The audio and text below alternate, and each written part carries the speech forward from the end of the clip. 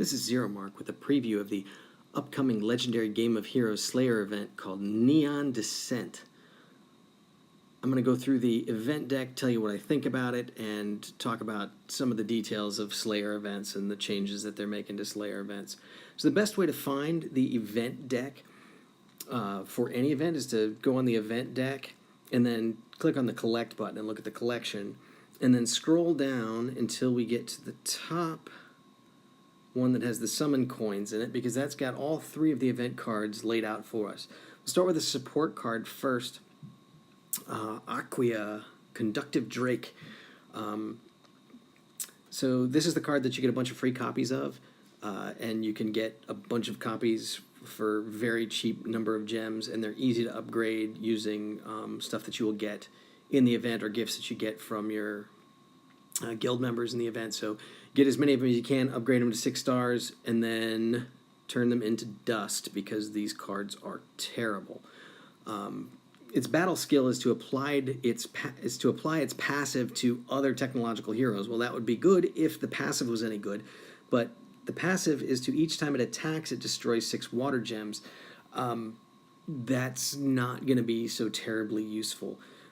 There may be times that would be okay. It is a passive, so it will still work when you have a terror boss, but there's a lot of times when I'm playing a couple of my decks where this passive skill would be catastrophically bad.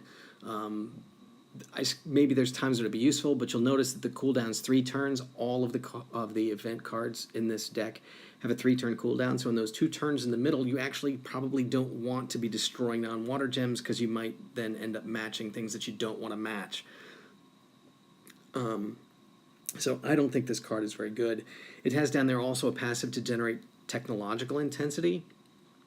For some decks, that's really important, because intensity generation can be hugely, hugely important, and over a long battle that can add up and be whatever. However, this particular event deck is not intensity-based at all.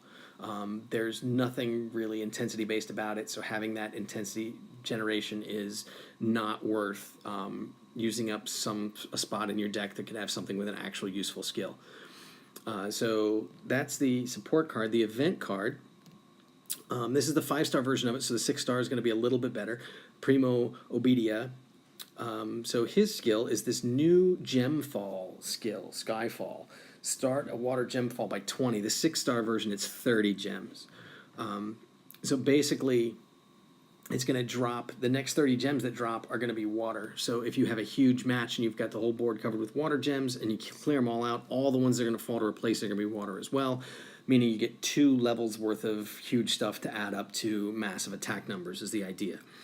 Also, the passive skill gives you a boost 1% per 5 water gemfall stack. So if you get 100 combo, you're increasing the attack of all your heroes by 20% per hero that you have. So if you had 3 of these in there and you got 100 combo, you'd then be getting a 60% attack boost, which could be decent.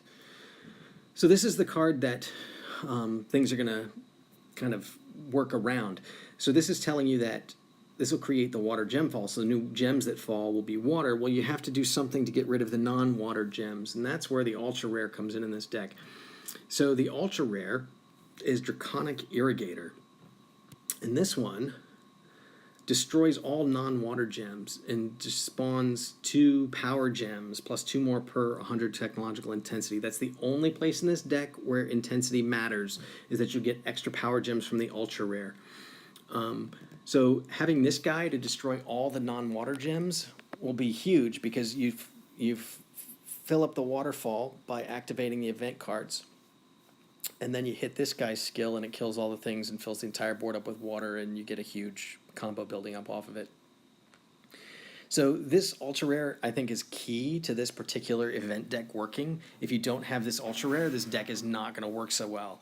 You're going to have to figure out some kind of weird combination of using the support card, which will destroy a few non-water gems, but do it in a timing that's kind of weird.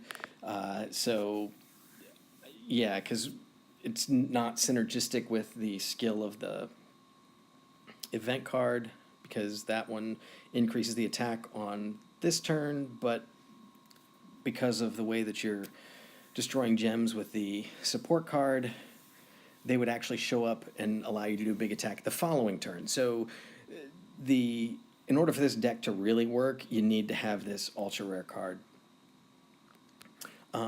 Scrolling back up to the X13, the reason I didn't go over that one first is because the 13X card is always just an upgraded version of one of those other 3 cards. In this particular case, it's an upgrade of the event card. So that one had Water Gemfall of 30. This one does by 40. Also down in its passive, the event card said increase attack of all technological heroes by 1% per 5 Water Gemfall stacks. This is 3% per 5 Gemfall stacks. So here, having one of the X13s, you get 100 combo, and you're increasing attack by 60%. So that's a meaningful bump. So getting the X13 is a significant upgrade over the event card. But you'll notice that, again, there's nothing in this card that's based on intensity at all. So this is a non-intensity deck. If I were building my ideal version of this particular event deck, I would go for as many X13s as I could get. Ideally, you'd have 3 or 4 of them, and an ultra rare.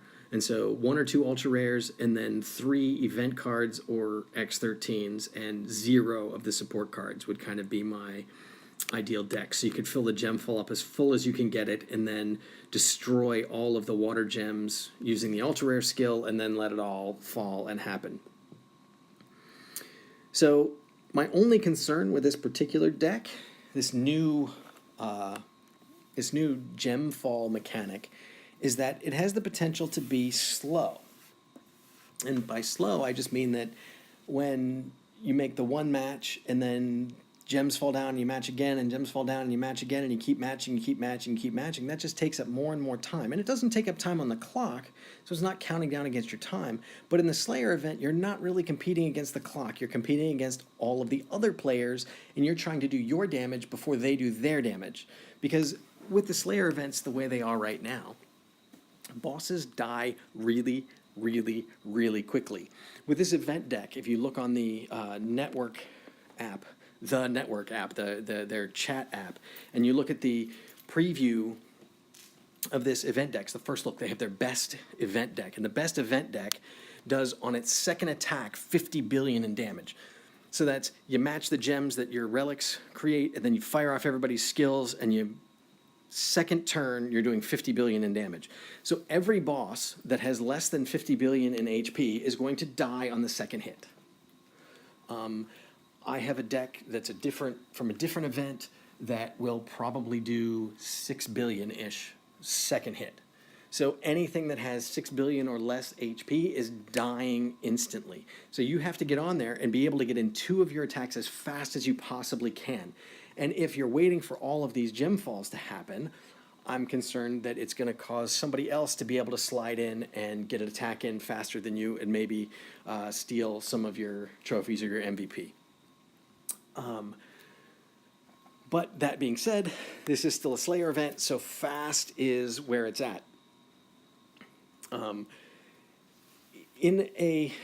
recent Slayer events, I've found that probably around 20% of the bosses that I start to attack, about 20% of them, the boss is dead by the time I complete my first attack. Meaning my board shows up, I match my gems that are created by my artifacts, and the boss dies before I even get a chance really to hit it. So if you can't get to your damage threshold, whichever one you're shooting for, probably 15%, because that's where the free key is. If you can get to that in your first hit with just your relics, okay, go after that boss. The problem is that 20% of the bosses die after that first hit.